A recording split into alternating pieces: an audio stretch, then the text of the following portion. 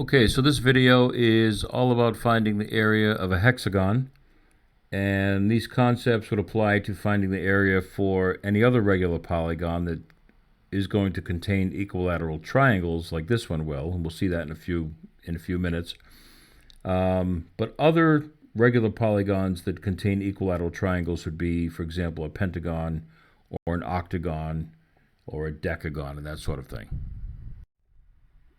All right, so we start with a quick reminder, and the reminder is on how to find the area of a triangle. The reason this becomes important is in order to find the area of the hexagon, we're first going to find the area of one of the equilateral triangles that exists within the hexagon. So let's go back and review. Now, to find the area for a triangle, the formula is area equals 1/2 base times height. So in the example given, the base is 10 centimeters, the height is 7 centimeters, and that would be, so half of 70 centimeters would be 35 square centimeters. Again, area is always expressed in squared units.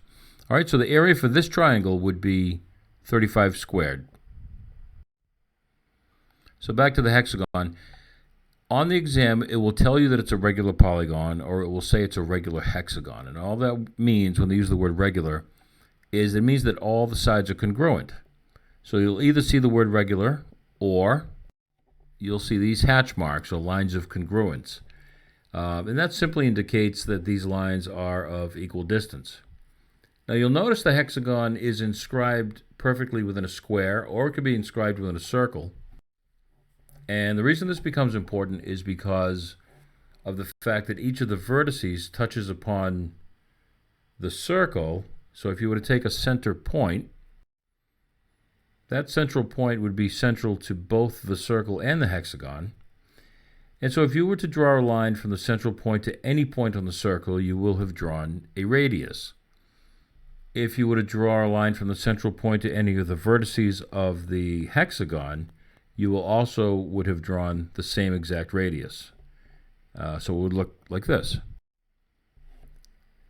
Now, if you were to draw a line from the central point perpendicular to one of the sides, that would be what's known as the apothem, and that will actually give you the height of the interior triangle. Okay, so in other words, if you were to draw all these lines to all these vertices, you will have created 6 equilateral triangles. Now, if we give it some dimension, side equals 6, and the apothem equals 5. So there aren't any units given. They're not centimeters or meters or miles or anything like that. So we'll just call them units. So the apothem is effectively the height of this triangle.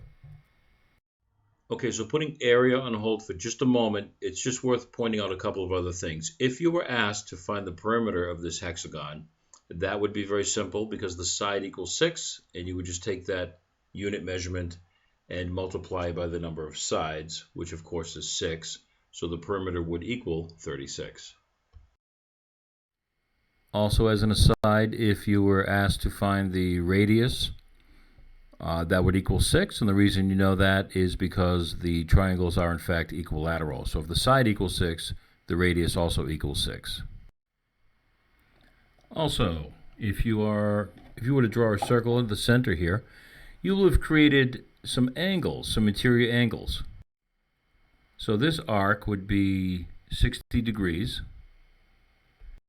Now the reason you know this is because it's a full circle. Any full circle is of course 360 degrees.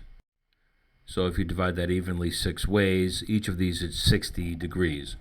The other way you would know this, and this again has nothing to do with area per se, this is again an aside in case you get a question that has to do with angle when you're dealing with the area of a hexagon. There may be an angle question as well.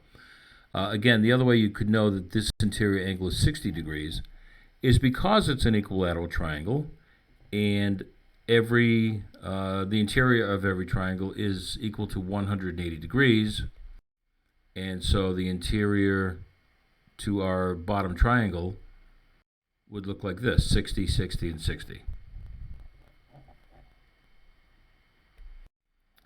So back to area. So we're going to find the area first of this triangle. We'll use the bottom triangle that we've been looking at. An area, again, is 1/2 base times height. The base is 6, the height is 5, and that's 30. So area is going to be 1/2 of 6 times 5, or 1/2 of 30. So the area would be 15 squared units. And again, that's the area for just the triangle. And because we have 6 triangles, we simply take the area for one triangle, multiply it by 6, and we have 90 squared units.